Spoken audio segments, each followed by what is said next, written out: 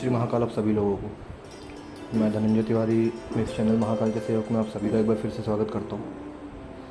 और आज हम लोग एक ऐसे विषय पे बात करेंगे जो कि काफ़ी सारे लोगों के मन में होता है।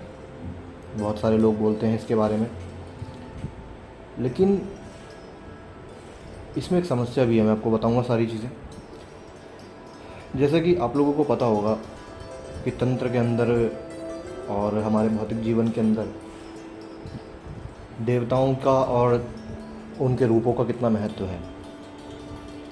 हम लोग अलग अलग प्रकार के देवी देवताओं की पूजा करते हैं, हम लोग अलग अलग देवियों की पूजा करते हैं। और ये ना केवल देवी देवता हैं, अपितु ये हमारे भौतिक और आध्यात्मिक जगत के मार्गदर्शक भी हैं एक तरीके से। क्योंकि हम लोग अपने जीवन में जो भी क्रियाकलाप करते हैं, चाहे वो हमारे भौतिक जीवन से संबंधित हो, फिर चाहे वो हमारे आध्यात्मिक जीवन से संबंधित हो, इन देवी देवताओं का इनके अंदर बहुत योगदान रहता है। प्रत्यक्ष या अप्रत्यक्ष रूप से हमारे दिमाग में उठने वाले विचारों से लेकर के हमारे कार्य जो हम दिन भर में करते हैं, इनके अंदर हमारे देवी देवताओं का बहुत महत्व रहता है। परंतु अगर ये देवी देवता मार्गदर्शक बनने की जगह पे हमारा मार्ग रोकना शुरू कर दे, तब क्या होगा? और ये देवी देवता आखिर ऐसा करते क्यों हैं कि जिनकी हम पूजा कर रहे हैं, जिनकी हम उपासना कर रहे हैं, वही हमारे मार्ग के कंटक बन के खड़े हो जाते हैं हमारे समक्ष। तो मैं बात करने जा रहा हूँ आज कुल देवताओं के बारे में और कुल देवियों के बारे में। इसके ऊपर में मैं पहले भी एक वीडियो बना चुका हूँ कि अपने कुल देवता या अपनी कुल देवी का पता कैसे लगाएं। डिस्क्रिप्शन में उसका लिंक आपको मिल जाएगा, आप वो वीडियो जा करके देख सकते हैं। इस वीडियो में मैं आपको बताऊंगा कि कुल देवताओं को पूजा कैसे करनी चाहिए, उनकी पूजा के क्या विधान होते हैं और कैसे हम लोग कुल देवता की पूजा करें अगर हमें उनके बारे में नहीं पता। और सबसे महत्वपूर्ण बात, कुल देवताओं की पूजा करनी क्यों ज़रूरी होती है और इनकी पूजा ना करने पर जो परिस्थितियाँ बनती है वो किस प्रकार से दूर की जाएँ। क्योंकि देखिए, नॉर्मली हम लोगों के साथ में जो देवी देवता है जिनकी हम पूजा करते हैं, उनको इस चीज़ से कोई मतलब नहीं है कि आप उनकी पूजा कर रहे हैं या नहीं कर रहे। कुआं अपनी जगह पर स्थित होता है। जो प्यासा होता है उसे कुएं के पास जाना पड़ता है। कुआं कभी भी प्यासे के पास में चल करके नहीं आता।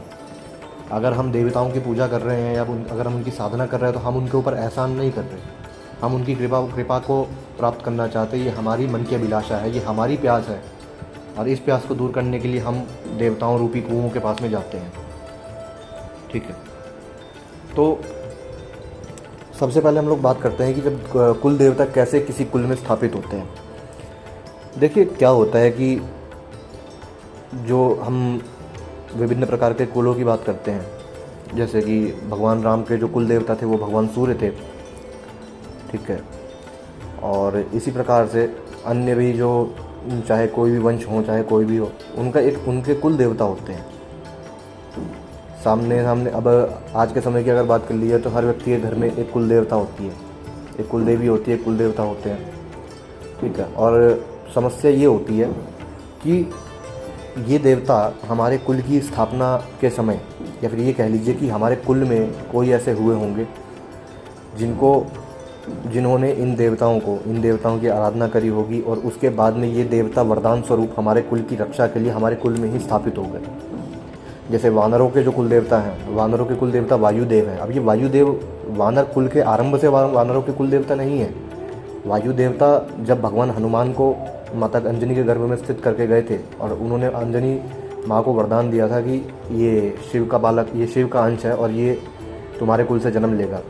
तो माता अंजनी के जो स्वामी थे केसरी जी, उन्होंने प्रार्थना पूर्वक वायु देवता से ये प्रार्थना करी थी कि आप हमारे कुल की रक्षा करिए। जैसे जिस प्रकार आपने मेरे उत्तराधिकारी की रक्षा करी है, मेरे पुत्र की आपने रक्षा करी है, उसको आपने वरदान स्वरूप हमें दिया है, उसी प्रकार आप वरदान स्वरूप ही हमारे कुल के अंदर स्थापित हो जाइए। तो उसके बाद से जो पवन देव हैं वो वानरों के कुल देवता बन गए।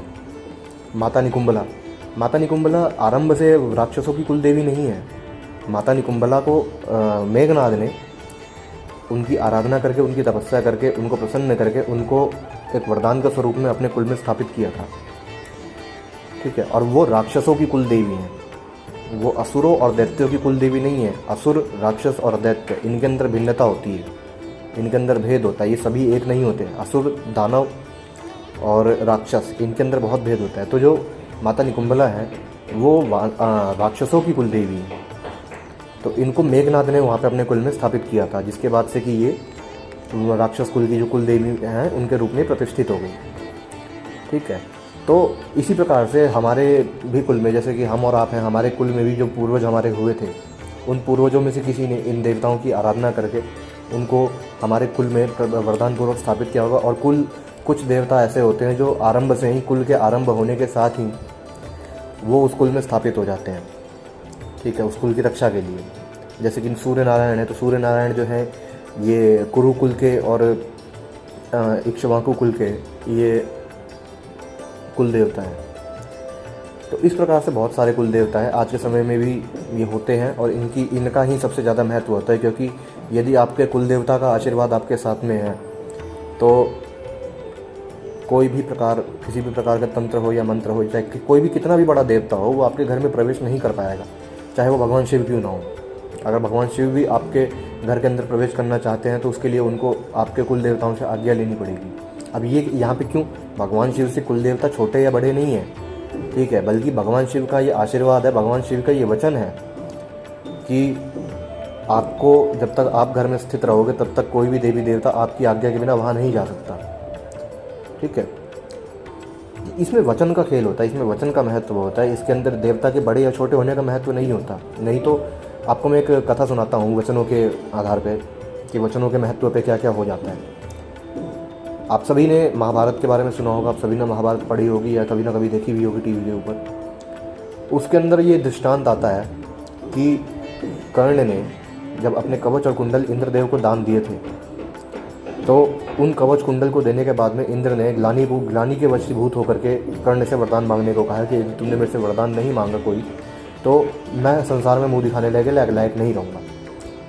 तो कर्ण ने उनसे उनकी वासवी शक्ति मांगी थी, उनसे उनकी अमोघ शक्ति मांगी थी कि जिस पर भी प्रयोग करके उसको चलाया जाए वो व्यक्ति जीवित नहीं रहेगा, चाहे वो कोई भी हो। अब इसमें समझिएगा कि जो वासवी शक्ति है वो देवराज इंद्र के वज्र से ज़्यादा शक्तिशाली नहीं है। ठीक है, और अर्जुन इंद्रदेव का पुत्र होने के कारण इंद्रास्त्र और वज्रास्त्र के साथ साथ इस वासवी शक्ति का भी स्वामी था। ठीक है, परंतु फिर भी भगवान कृष्ण ने अर्जुन की रक्षा के लिए उस अस्त्र को घटोत्कच के ऊपर चलवा दिया। अगर वो चाहते तो वो उस अस्त्र को स्वयं भी रोक सकते थे, या अर्जुन भी चाहता तो उस अस्त्र को स्वयं रोक सकता था, लेकिन नहीं रोका। क्यों? क्योंकि उसके पीछे एक देवता का वचन था, उसके पीछे एक देवता की वाणी थी, और वो वाणी ये थी कि ये अस्त्र जिस पर भी प्रयोग किया जाएगा वो एक बार अवश्य मृत्यु को प्राप्त करेगा। ठीक है, ये एक बार इस अस्त्र को जिसके ऊपर भी लक्ष्य बना करके चलाया जाएगा वो इस अस्त्र के प्रभाव से मृत्यु को प्राप्त हो जाएगा। ये एक देवता का वचन था। भगवान कृष्ण ने इस वचन के मान को रखने के लिए उस अस्त्र का प्रयोग घटोत्कच के ऊपर करवाया था। नहीं तो अगर भगवान श्री कृष्ण चाहते तो उस अस्त्र को निस्तेज भी कर देते, लेकिन अगर उस अस्त्र को रोक दिया जाता या उस अस्त्र को यदि स्तंभित कर दिया जाता या उस अस्त्र का यदि निवारण कर दिया जाता तो एक देवता का वचन मिथ्या हो जाता। तो ये वचन की महत्वता होती है, जहाँ पे एक छोटे से तिनके के सामने भी भगवान कुछ नहीं कर पाते, ये वचन की महत्वता होती है। और यही वचन है जिस वचन के कारण यदि आपके कुल देवता आपके घर में स्थापित हैं और वो उनकी पूजा वहाँ पे रेगुलर हो रही है, उनके वहाँ पे भोग वगैरह उनको रेगुलर दिए जा रहे हैं, तो कोई भी देवता चाहे वो कितना भी बड़ा हो, वो आपके घर में आपको हानि पहुँचाने के लिए प्रवेश नहीं कर सकता, या फिर वो आपके घर में आपके कुल देवता के बिना प्रवेश कर ही नहीं सकता। ठीक है, तो ये होता है कुल देवता का महत्व। इसलिए कुल देवता की पूजा करने के लिए बोला जाता है, इसीलिए कुल देवता को प्रसन्न रखने के लिए बोला जाता है, इसीलिए कहा जाता है कि हर शुभ कार्य से पहले कुल देवता का आशीर्वाद लेना बहुत ज़रूरी है। तो इसी के साथ में आप लोगों को ये भी जानना होगा कि यदि कुल देवता का अपमान कर दिया जाए या फिर कुल देवता का अनिष्ट उनका भोग वगैरह या फिर उनकी पूजा पाठ जो है वो नियम से ना की जाए तो वो अनिष्ट का कारण भी बन सकती है। जहाँ पे कुल देवता के प्रसन्न होने पर त्रिदेव तक आपका रास्ता नहीं रोक सकते, आपके घर में प्रवेश नहीं कर सकते, आपके ऊपर हमला नहीं कर सकते। ठीक उसी प्रकार यदि आपके कुल देवता रुष्ट हैं तो एक साधारण सा भूत या पिशाच भी आपके घर की वो तबाही कर सकता है जिस तबाही का कोई उपाय नहीं हो सकता फिर। ठीक है, नॉर्मली लोगों के घर के अंदर कुल देवता से संबंधित समस्या होती है, क्योंकि लोगों को अपने कुल देवता का पता ही नहीं होता। बहुत बहुत ये कॉमन बात है, ये सभी के साथ होती है कि लोगों को उनके कुल देवता का पता नहीं रहता। और सीधी सी बात है कि जब किसी का पता ना चले, जब किसी का पता ही ना हो, तो उसको प्रसन्न किस प्रकार किया जाए, उसकी पूजा किस प्रकार की जाए। ऐसे भी आप लोगों ने बहुत सारे कहानियाँ सुनी होंगी, ऐसे भी आपने बहुत सारे किस्से सुने होंगे जिसके अंदर कि कुल देवता के रुष्ट होने के कारण उस कुल तक का विनाश हो जाता है। ठीक है, अब इसमें समझिएगा कि देवता रुष्ट कैसे होते हैं, कुल देवता रुष्ट कैसे होते हैं। क्योंकि देवताओं का ये स्वभाव नहीं होता कि वो किसी के भोग के भूखे हैं या किसी की वस्तु के भूखे हैं या उनको पूजा पाठ चाहिए, उनको कुछ नहीं चाहिए, लेकिन फिर भी वो रुष्ट हो जाते हैं, फिर भी वो अनिष्ट कर देते हैं। कारण क्या है? कारण ये होता है कि पहली चीज़ तो आपको नियमों को मानना पड़ेगा। जैसे मैंने बोला अभी कि नियमों का और वचनों का महत्व होता है। ठीक है, माता काली को यदि आप बोलते हैं कि आप मेरी ये मन्नत पूरी करिए, मैं आपको इस मन्नत के पूरा होने पर ये भोग आपको दूंगा, तो वो आपको देना पड़ेगा। इसलिए नहीं कि आपने माँ काली को बकरा चाहिए, माँ काली को मुर्गा चाहिए, माँ काली को कुछ भी चाहिए आपसे, बल्कि इसलिए क्योंकि आपने एक देवता को वचन दिया है। इंसान को वचन दे करके आप यदि उसका पालन ना करो तो वो एक बार को क्षमा योग्य है, परंतु यदि आप किसी देवता को या किसी भगवान को कोई वचन दे करके उसे पूर्ण ना करो तो वो अनिष्टकारक होता है, और उस अनिष्ट को फिर रोकने की क्षमता किसी में नहीं होती। आपके कुल में जो देवता स्थापित हुए हैं उनको वचनों के साथ स्थापित किया जाता है कि हमारे कुल के अंदर आपकी पूजा होगी, आप हमारे कुल में प्रथम पूज्य रहेंगे। ठीक है, आप हमारे कुल के अंदर कोई भी शुभ कार्य से पहले आपकी पूजा की जाएगी, आपको भोग दिया जाएगा। और जब इस प्रकार के कार्यों को करने में आप सक्षम नहीं हो पाते तो वो फिर अनिष्ट का कारण बनती है। और यही नॉर्मल चीज़ होती है सबसे आपका अनिष्ट करने का, कि कुल देवता को ये कर दिया जाए, मतलब उनका भोग यदि उनको नाम दिया जाए, ठीक है, तो कुल देवता रुष्ट हो जाते हैं। ठीक है, दूसरी चीज़ ये है कि कुल देवता के अंदर एक भ्रांति लोगों को ये दी गई है कि कुल देवता बांधिए, ये पितृ बांधिए। ठीक है, देखिए कुल देवता का बंधन संभव नहीं है। ठीक है, मैं आपको एक सीधी सी बात बता देता हूँ, स्पष्ट है बिल्कुल, आप लोगों को समझ में आ जाएगी कि कुल देवता का बंधन संभव नहीं है। जो लोग कहते हैं कि आपके घर के देवता बंधन में है, आपके घर की देवी बंधन में है, ये संभव ही नहीं है। क्योंकि कुल देवता है ये एक प्रकार के उस कोटि के देवता हैं जिनको विशेष अधिकारों के साथ में, विशेष वरदानों के साथ में आपके कुल में स्थापित किया गया है। ठीक है, और इनको ये वरदान रहता है कि चाहे कोई कैसी भी परिस्थिति हो जाए, यदि आपके कुल के अंदर आपकी पूजा इनकी ढंग से हो रही है तो फिर ये किसी भी प्रकार के बंधन को काट सकते हैं, फिर ये किसी भी प्रकार के बंधन को निस्तेज कर सकते हैं। ठीक है, तो इसलिए इनका बंधन जो है वो संभव नहीं है, इनको बांधा नहीं जा सकता। ठीक है, लेकिन यहाँ पे सबसे बड़ी समस्या जो लोगों के साथ में है वो ये है कि उनको उनके कुल देवताओं का पता ही नहीं है। उनको यही नहीं पता कि हमारे कुल में देवता कौन है, हमारे कुल की देवियाँ कौन है।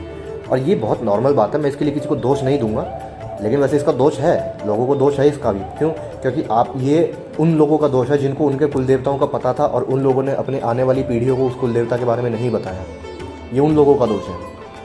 ठीक है, लेकिन इस दोष की सज़ा फिर उनके आने वाली पीढ़ियाँ क्यों भोगे, मेरे को ये बताइए। यदि मेरे पिता ने या मेरे दादा को मेरे कुल देवता का पता था और मेरे को उन्होंने उस कुल देवता के बारे में नहीं बताया, या मुझे उन लोगों ने उनकी पूजा विधि नहीं बताई, या मुझे उन लोगों ने उनके नियम नहीं बताए, तो उसमें मेरी गलती थोड़ी ना है। लेकिन उसके बावजूद मुझे उसको दंड मिलेगा, उसके बावजूद मेरे को दंड मिलेगा, उसके बावजूद मेरे को समस्याएं मिलनी शुरू हो जाएंगी। तो इसका निवारण क्या है? इसका निवारण किस प्रकार किया जाए? देखिए, जब हमें अपने कुल देवताओं का या कुल देवियों का नहीं पता होता तो उस केस में हम ये मान के चलते हैं, उस केस में हम ये मान सकते हैं कि हमारे कुल देवता जो भी हैं वो या तो स्त्री होंगे, या स्त्री तत्व के देवी होंगी, या पुरुष तत्व के होंगे। ठीक है, यानी कि हमारे या तो यही तो होगा, या तो आपके कुल में स्त्री होंगी या पुरुष होंगे, इन्हीं में से कोई कुल देवता होगा आपका। ठीक है, तो हम उन्हें देवी या देवता ना मान करके उन्हें हम प्रकृति और पुरुष के संबंध में जोड़ करके यदि देखें तो इस समस्या का जो समाधान है वो हमें मिल जाता है। ठीक है, मूल प्रकृति बीज, जिसे हम मूल प्रकृति बीज कहते हैं, वो ह्रीम है, और मूल पुरुष बीज जिसे हम कहते हैं वो ह्रौम है। ह्रीम माता का बीज मंत्र है और ह्रौम भगवान शिव का बीज मंत्र है। ठीक है, लेकिन अब इनको कुल देवताओं के संबंध में किस प्रकार से प्रयोग लाया जाए? यदि हमें अपने कुल देवता की आराधना करनी है तो हम इनको किस तरीके से प्रयोग करें? हम उस समय पे ये मानते हैं, ये धारणा करते हैं अपने मन में कि हमारे कुल देवता जो भी हैं, यदि वो स्त्री हैं तो वो पुरुष, वो प्रकृति का प्रतीक है, और वो पुरुष हैं तो वो हमारे भगवान शिव का प्रतीक है। और यही होता है।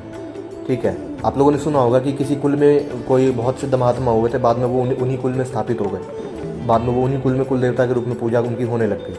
तो ये ऐसे ही होता है कि उन्होंने अपने शरीर के भीतर की उन आंतरिक ऊर्जाओं को जागृत कर लिया जिसने या तो उन्हें पुरुष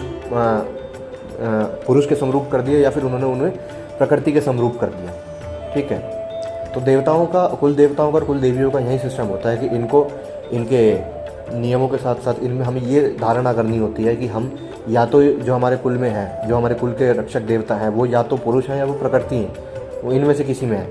मूल बीज प्रकृति माता, प्रकृति का मूल बीज जो है वो ह्रीम है और पुरुष का जो मूल बीज है वो ह्रौम है। तो जब हमको अपने कुल देवताओं का पता नहीं होता, तब हम कोई भी शुभ कार्य करने से पहले यदि हम इस प्रकार से पूजा करें जिस प्रकार से मैं बताने जा रहा हूँ, ठीक है, तो उससे हमें कुल देवता का पता होना या ना पता होना बराबर हो जाएगा, क्योंकि हम उन कुल देवता का मूल तत्व के साथ में उनको जोड़ करके, उनकी धारणा करके उनका पूजन कर रहे हैं।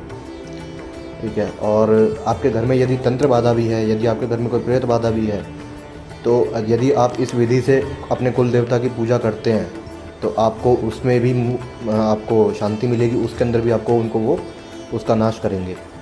ठीक है, तो आपको ये करना कैसे है? सबसे पहले तो आप मंत्र ध्यान से सुनिए, जो मंत्र मैं आपको बताने जा रहा हूँ। ओम ह्रीम ह्रौम कुलीश्वराय नमः। ओम ह्रीम ह्रौम कुलीश्वराय नमः। आपको करना क्या है? आपको इसी मंत्र से, जब आप अपने कोई भी शुभ कार्य करते हैं या नित्य भी आप इसकी एक माला कर सकते हैं। ठीक है, कोई भी शुभ कार्य करने से पहले आप कुल देवता के नाम का आप ये मंत्र जाप करके, ठीक है, और इसको आप भोग के रूप में अपनी इच्छित वस्तु या इच्छित सामग्री जो भी आपको चाहिए वो आप लगा करके उनको दे सकते हैं। इसी मंत्र से कुल देवता की आराधना भी आप कर सकते हैं, क्योंकि इसके अंदर कुल देवता को मूल प्रकृति बीज और मूल पुरुष बीज के साथ में जोड़ दिया गया है। तो इससे कोई फ़र्क नहीं पड़ेगा कि आपके कुल के देवता आपको पता है या नहीं पता। जब इस प्रकार से आप उनकी आराधना करेंगे, इस प्रकार से आप उनका पूजन करेंगे, तो आपको अपने कुल देवता का पता होना या ना होना बराबर है। यदि पता है तो आप उनकी पूजा विधि को समझ करके फिर आप पूजा करिए। यदि आपको पता नहीं है तो आप इस मंत्र से भी उनकी आराधना कर सकते हैं। हवन यदि आप करते हैं, अपने घर में हवन करते हैं, तो अपने कुल देवता के आप आहुति देने के लिए आप इस मंत्र का प्रयोग कर सकते हैं। तो इस मंत्र को बहुत सोच समझ करके इस मंत्र को बनाया गया है। बहुत सोच समझ करके इस मंत्र के जो कार्य करने की क्षमताएं हैं उनके बारे में पता करके ये मंत्र आपको मैं दे रहा हूँ। ठीक है, और इस मंत्र से आपके ज्ञात अज्ञात जो भी कुल देवता हैं, ठीक है, यदि आपके कुल देवता आपको पता है और फिर भी आप इस मंत्र से उनकी आराधना करते हैं तो आपको उसके परिणाम अच्छे मिलेंगे, क्योंकि आप उन मूल देवता को, उन देवता को आप केवल देवता ना मान करके उनको पुरुष और प्रकृति तत्व के साथ में जोड़ करके आप उनकी आराधना कर रहे हो। तो इस प्रकार से भी अगर आपको आपके कुल देवता का ज्ञान हो या ना हो, आप जब इस प्रकार से उनकी आराधना करेंगे तो आपको निश्चित ही इसके अच्छे फल मिलेंगे, निश्चित ही इसके आपको सकारात्मक परिणाम मिलेंगे। तो यही था। और अगर इससे संबंधित आप कोई भी चीज़ जानना चाहते हैं, यदि आप पता करना चाहते हैं कि आपके कुल के देवता कौन हैं, तो इस वीडियो के डिस्क्रिप्शन में आपको एक वीडियो का लिंक मिलेगा। आप उस वीडियो को देखिए, उस वीडियो को समझिए और उसके द्वारा आप अपने कुल देवता का या कुल देवियों का जो भी है वो पता लगा सकते हैं। और अगर आप नहीं पता, फिर भी पता आप नहीं करवा रहे, तो आप फिर इस विधि से उनकी आराधना करिए, उनकी पूजा करिए और निश्चित रूप से आपको जो है इसके सकारात्मक परिणाम मिलेंगे। तो अभी के लिए इस वीडियो में केवल इतना ही। जय श्री महाकाल आप सभी लोगों को।